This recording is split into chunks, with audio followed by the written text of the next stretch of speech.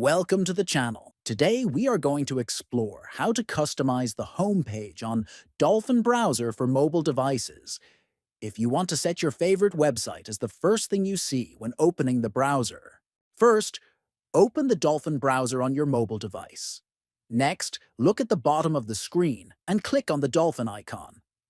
Then, in the menu that appears, find and click on the Settings icon. After that, click on Advanced Settings to see more detailed options.